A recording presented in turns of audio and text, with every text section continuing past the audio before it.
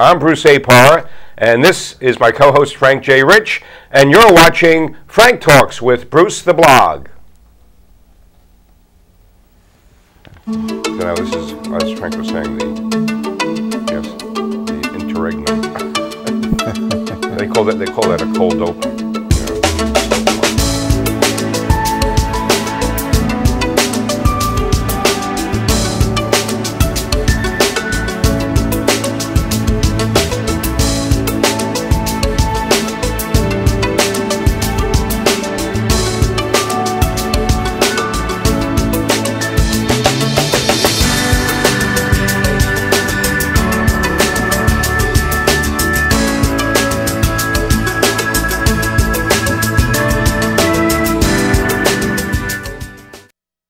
It means we're on the air. Welcome again to Frank Talks with Bruce the Blog, brought to you, as it is every week, by Penny Saver and Chase Media Group, our parent company, and we thank CEO Carla Chase and Frank J. Rich for producing the show. And I also want to remind everyone out there, especially those of you involved in sports, youth sports, that we now publish this monthly supplement called Entergy Indian Point Power Players. And we really appreciate that. We're now starting to get submissions from you in the audience or the various towns. It could be northern Westchester, Putnam County. So if you know somebody, it could be in your family or just somebody in your neighborhood or in the school that is an athlete that should be profiled in the section, you can email editor@pennysavercommunity.com, and we'll be sure to get it in. So thanks for that. And we do want to remind you that Frank Talks with Bruce the Blog is a community forum, and our mission statement, as it were, is that we're looking for people, and you'll be meeting our guest in just a few seconds, who are leaders in the community in any which way. It doesn't mean an elected official. It doesn't mean anybody who holds a certain title or official position, but we're looking to discuss topics and discuss people in terms of what's right with the world, as Frank likes to say, and that's the best way to put it, is, you know, we want to talk about what's good about people and about our communities and what's right with the world. And so this show is all about being positive and constructive and productive, I guess is one way to put it, right? Well said. Yeah. So, and let's welcome, Frank, our guest, Helena Rodriguez. Helena, welcome. President of Yorktown Teen Center. Yes. And you're just coming off, as we're recording the show, your annual testimonial dinner that was at the mansion of Colonial Terrace in Cortlandt Manor. And it was a very nice turnout. And the Teen Center now, Helena, is in its, third year, right? Well, actually, we're starting our fourth year. Starting the fourth year, right. So it's 3 years old. It's 3 years old, right. Little baby, still a toddler. Right. And one of the, one of the really nice things is you've been named Organization of the Year by the Yorktown Chamber of Commerce, yes. And you will formally receive that honor next year. I believe it's in May, yes. May 2013, at the annual Yorktown Chamber of Commerce dinner. And of course, our company has been extremely involved in that as well. And what's impressive is that you are going into your fourth year, and here you are being named the Organization of the Year already. Right. So maybe we could start off by your telling everyone how Yorktown Teen Center came about. Well, the Yorktown Teen Center used to be run by a national organization. And in 2009, was that the Boys and Girls Club? Yes, right? I Boys and Girls Club. That. Oh, well. Well, I guess now it's it's a fact. out. It's a fact. It's a fact. Okay, right. So the Boys and Girls Club, when they met, I guess their annual meeting with the board, their board, they decided that it was 2009 and we had the problems with the finances, not the Teen Center, but the whole economy, world, the whole economy. And they decided that they couldn't continue with the satellites that they had, which was in Tarrytown and Yorktown. So they told us in March, the parents in March of 2009, that there would be no more Boys and Girls Club in Yorktown. For lack of funding. For lack of funding. Yeah. So there we were. I really didn't have a vested interest in this because my daughter was graduating that year. But unfortunately, my daughter, well, fortunately or unfortunately, I don't know which way to look at it, I guess I'll look at it the positive. Yes, that's right. Fortunately.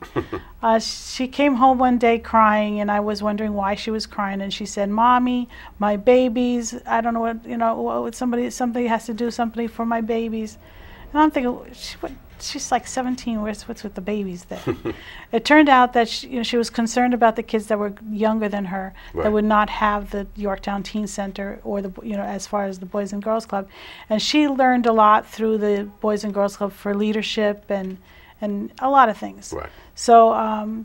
This is Samantha. This is Sammy, as Sammy, we Sammy. affectionately called her. Yeah. So she said, "Ma, you have to do something about this," and I'm like, why do I have to do something about this? So I said, okay, I'll go to the meeting that they have for the parents. So I went to the parents' meeting, and I listened to the story of what was going on. And then, so the next thing, I go to the next meeting about it because Sammy, forced, put my arm around me and, said I had to do it. So I went to the next meeting, which was in June, and the next thing I know, I'm the president of the board. Right. Well, you are a bit more qualified than as an interested parent to work this group. Yeah, and Sammy knew that, so that's why she wanted me to get involved. And we should say you're an educator in the New York City Department of Education. Actually, I have my master's degree in social work. Right. And I also have a school district administration license. Right. So I have a lot of background in organizations and running organizations. And I ran an organization, cred, as they say. And I ran a senior center for a hospital. So I have a lot, and I worked in Children's Aid Society and things like that. So over the years, I've collected quite a bit of knowledge and ability. And so Sammy knew that and felt that I should be the one that continues with the teen center. And by the way, of course, I don't expect you to say this at all because you are extremely humble. But by all evidence, going into its fourth year, the Yorktown Teen Center is a very distinctive success, not only in Yorktown but beyond. I mean, I know other people have. From other towns have taken note and have observed and tried to emulate what you're doing. And just one example, because I'd like to get into some specifics.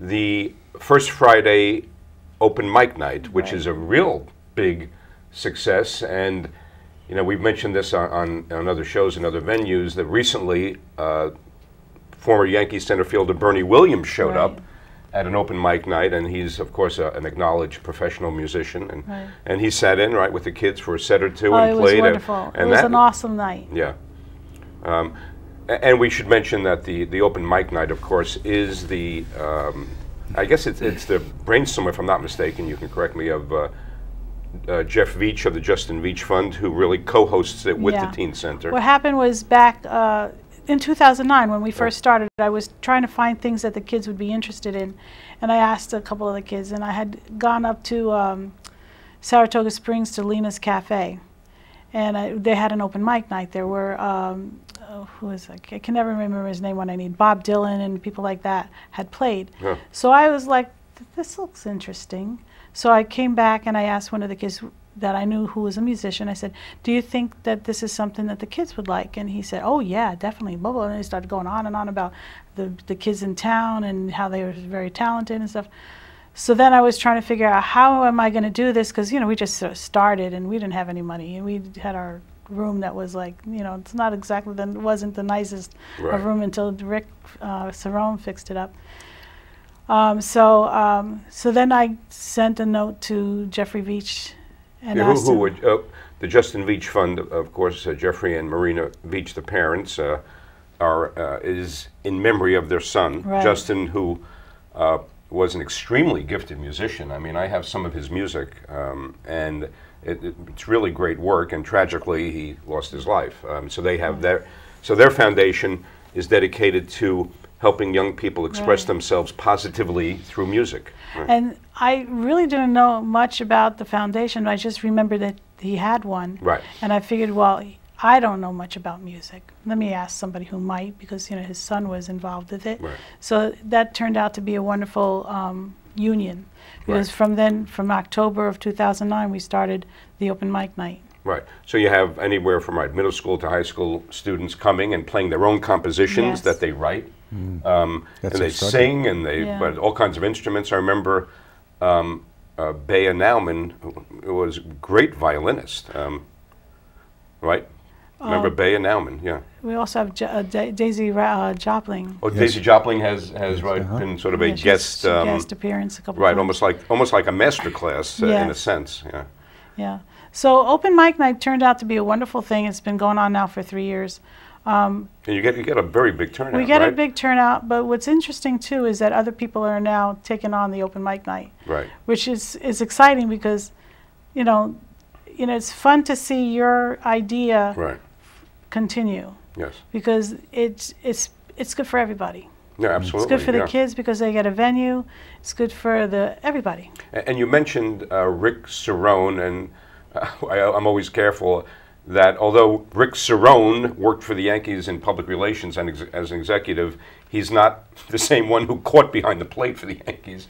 So that's the catcher, the player was Rick Cerrone with one R, C-E-R-O, and the other Rick Cerrone is 2 R's. Right. And he's Rick Cerrone, who lives in Putnam Valley. Right. Has been really a godsend for the teen center, right, in many ways. And actually it was one of our board members had suggested we contact him. Yeah. Mary Rossetti. And she's been had said it while it was a Boys and Girls Club, but nobody ever followed through. And we were trying to have our first dinner for our first year anniversary. I just on a whim decided to write Rick Cerrone and see if he would be our keynote speaker. Right. And he agreed. That's what he does now, is public speaking. And he agreed, and he came to our teen center when it was like ugly. Mm-hmm. And he walked in and he said, you get many kids coming here? And so as well, we want to increase the kids that are coming. And he decided that what we needed was, a renovation. A renovation. Yeah. And he really got behind the renovations, and he did the whole all the work. He pulled in businesses and community. I didn't do anything. He did all the work. And we should mention to that extent that the DeVito builders, DeVito Construction, John DeVito and Anthony DeVito, the brothers, whose father Jack DeVito was very well known in Yorktown, and the foundation is in memory of the dad. They did yeoman work, to put it mildly, in donating materials and labor, and totally renovated. It's beautiful. In now 2 it's a weeks, beautiful they room. changed the whole place to look. We went from a dump to a palace. Yeah. And the kids love it. The boys call it their manhole. Man cave, isn't that what? Or man cave. That's a man cave. That's at the man cave. And what ended up happening is now we have girls. So, it gets to be very noisy in there. How many kids go through that room? It's at the Yorktown. It's at the Yorktown Community and Cultural Center, and it's room 102. Well, it depends on the day. Fridays is our biggest day, and we can run anywhere from like 40 kids to like 90. Wow. And that's when we don't have open mic. When we have open mic, it can go up to like 100 and a lot. When you move to the nutrition room. Because we are allowed to use some of the other rooms in the Community and Cultural Center, but we have to get the rooms ahead of time. So what do they, obviously the purpose of this is to give young people, students, as you say in your mission statement, a safe place to go, to stay out of harm's way. And so what do they do there? Well, it depends. We have, most of the time the kids like to be in the gym playing basketball. No matter what we do to try to change things up, like dodgeball or something like that, goes straight to basketball. Right. But sometimes they'll go out and use the field and play football or frisbee. There's a kind of game frisbee. I forgot what it's called. But they'll play frisbee. And on Friday nights we have a yoga instructor who comes in pro bono. And she does yoga with the kids, but we don't call it that. We call it flexibility and strength training. And she does yoga with them from 6:30 to 8, and also on Saturdays. And we provide as much activity for the kids as they want. They'll have like karaoke nights coming up in November. What happens is the kids tell me what they want, and then I try to get it for them. Right, and they do video, that they create videos. There's a lot of creative self-expression, I know. Yes, a lot. Well, creative self-expression and a lot of exercise and things like that. Right. And so sort of mind and body development. Yeah. But whatever the kids want is pretty much what we try to get them, because if they don't want it, why bother doing it? Right. And then most of the time they give us things that don't cost much money, or we can get it for free from somebody. Our biggest night, another big night we had is girls only night, which the boys don't like too much. But so it's a Friday night, and it's only girls. So the whole time they're there from like 4 o'clock till 9 o'clock. It's like, or 9:30. They have one activity after another, like candy making, hair extensions. Right. You name it, they do it. And by the time at the end of the day, they say they're too tired, they want to go home. And we should make it clear to people that there's no charge for the children. Is there an admission fee? We just started charging. We only started charging because we thought it would reduce the numbers. But instead of reducing the numbers, it increased the numbers. That's interesting. Because we started charging when we started getting like about 40 kids or more in the gym, and we thought we have to like... So you create a gate, in effect. Yeah, but it didn't work. Right. Well, it's the laws of the marketplace. Like, well, if they're charging, it must be really valuable and good. And so we charge very minimal. It's like $5. Right. But you charge the children who attend? Or? Right. Right. Okay. Fine. Yeah. But we do have scholarships. Right. For those who can't afford. But there's no. What I was getting at, there's no membership fee. It's the other thing is we charge a registration, basically because we want to get the information, like emergency contact information and things like that, and that weeds out some of the kids, because there are kids in town that are could use a little more extra help. You know what I mean? Yeah, sure. And we want to make sure the parents know that they're coming to us. So in order to do that, the parents have to fill out a registration. Okay. Yeah.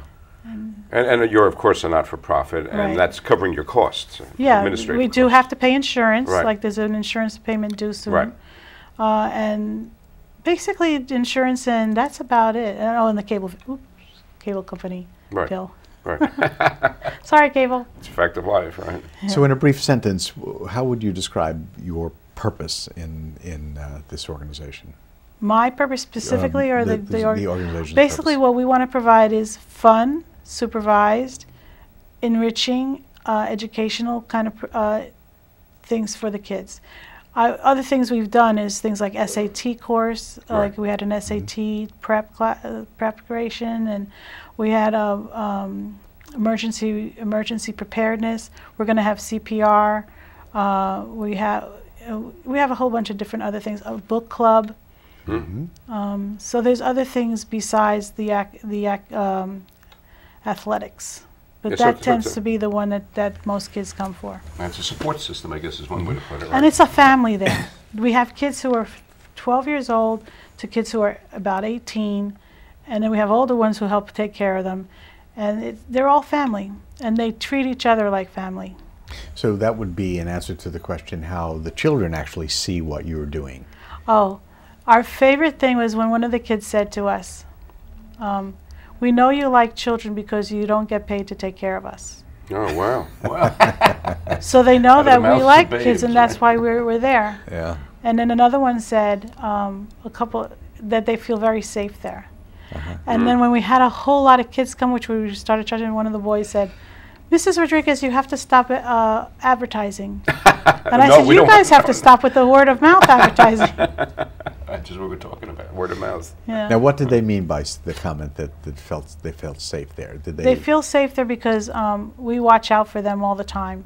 There's a check-in, and like if they're going out we allow them to go into town if the parents allow it, and they sign in and sign out, so they know we're watching over them as far as so-and-so didn't come back and it's been like 15 minutes, who can go out and check it out. So it wasn't a statement about their emotional sense of safety in which they feel comfortable with other kids and being free to be themselves and that too. Because for example, there's a young lady who comes in and she's really a beautiful, she looks like a model.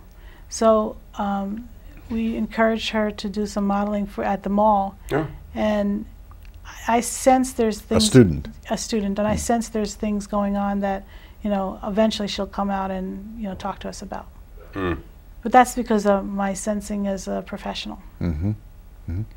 Are there other examples of the clear results that obtained from the dedication, effort of yourself and others in the kids? Yeah. Well, we had in the springtime we do Next Gen Arts Festival. Right. Yeah. And you've done that with is it 2 years now? Yeah, 2 years now. So, yeah. And one of the things we did is we had a venue was the field home. So we had some kids go to the field home and do a musical mostly, and that one was music and dance. And then after we did it, one of the girls came and said, this is Irina Lupo, who was at the Apollo. She said, Mrs. Rodriguez, can we do this more often? So that started second Sundays at Field Home. So every second Sunday for the past year and some, there's been entertainment at the Field Home by the kids. And it came from them, not from me. I just go there and bring the PA system and drag the PA system back. That's literally closing or bridging the generation gap. Yes. That's really nice. And now they want to go to another one. Because I heard another residence wants to have musical like an assisted living residence? Yeah. So we're going to, I'm going to connect with them, and I'm sure they'll do, like, instead of second Sundays, maybe fourth Sundays or third Saturday or some whatever thing they decide. But we should just talk a little bit about the Next Gen, which is short for Next Generation Festival, which is, I would call it, one of the signature events and accomplishments and features of the Yorktown Teen Center, right? I mean, that's held in May, is it? It's held in May. We're rethinking things, but it's held in May. It includes art, you know, fine arts, poetry, music, photography, and film and or video. Video. Right. And it's like a month-long event. So there's different venues throughout the month of May. But I think I might split it up a little bit because it's a lot to do in 1 month. Right. Yeah. Yeah. I mean, try and stretch it out a little bit. Yeah, like maybe make it 2 months. Right. And maybe 1 month be a specific thing. But you do get, I know from my own experience with it, you do get a lot of very interesting submissions in all of those categories of the arts. True. Yeah. It's amazing what talent is out there in the community with our kids. And to let them have that expression is, you know, and some of them need to be coaxed into putting their things up. But it's amazing what comes out of them. Yeah. Yeah, it's, I think, a general comment about people, each gifted in their own way and having a contribution to make. Is there any effort on your behalf or part of the overall initiative in reaching out to the community to model or prepare a blueprint for the duplication of this particular YTC in Yorktown, in other towns? Well, I'm ready if anybody wants to know how to do it. You know, we do have, we sort of started a business plan. It has to be redone all the time. But we have the structures in place as far as what needs to be done. There actually is a model. There is there's the internet, and in Vermont there is a blueprint of how to start a teen center. But everything really depends on the community and what they have available and what resources are available. We were lucky that the Boys and lucky and not lucky. We were lucky that the Boys and Girls Club had started something. So basically, we followed that model for the most part, as far as the age level and the activities and things. But then we increased and did more than what was done. So what I'm hearing is that it's not been formalized, but it certainly is in place. Should you have the need or desire to formalize it? Oh, it's formalized as far as being a not-for-profit, which is different than what it was before the Boys and Girls Club, because it's always been the teens. I've been looking at the history of teen centers in Yorktown. You know, I'm planted here. You know, I moved here. I didn't live here as a kid. But and it's always been run or organized by people who love kids, and they try to bring them in a how can I say, not too expensive way. But I think there was only like one period of time, a very small period of time, that it was part of the Parks Department kind of thing. but it's never been really part of the organization of the town or the fabric of the community. Yeah, the fabric of the community. So now, with being a not-for-profit, at least it hopefully will continue, because when I leave at some point in life, there'll be people behind me who'll be able to continue the whole what's the word? What do you call it? What? The way it to be. The mission. Mm-hmm. Yes, the mission. Because the mission is really the thing that drives us. We want to make it a safe place for kids, and it is a safe place for kids. Yeah, I meant formalized only in the sense that the blueprint that could be passed on to another town had not been formalized, but it is in place. We have something in place as far as like committees and the board and things like that. Right, and you're always in need. I know, Helena, you're talking about how many kids attend the First Friday open mic night, or how many just go to the teen center room on a regular basis weekly, and you obviously need a lot of adult volunteers, right, to monitor that activity. Yes, and that's something that's always been a need, but lately I think because people are starting to realize that we are totally volunteers and that we're not, and that we need more volunteers, that we get more volunteers. So sometimes we might have too many volunteers, but that's kind of rare. What we need specifically are volunteers who can come on a regular basis. We have like the open mic. Everybody loves coming to open mic because it's like it's fun. Right. But we need people who are going to be there every Friday or every Wednesday or every Thursday, and we're starting to get them. That's great. Oh, that's good. It's encouraging. And so really somebody watching, by the way, Ken, I know up on the screen we've displayed your phone number and the website or email so they can contact you that way. But yes, they do. And they have to get ready for some screening process. Right. Well, of course, one of the things we were talking about before we went on the air, and again from your professional life in the Department of Education in the city and what you do there, you were saying that more books are needed on 3 particular disciplines: responsibility, safety, and respect. Right.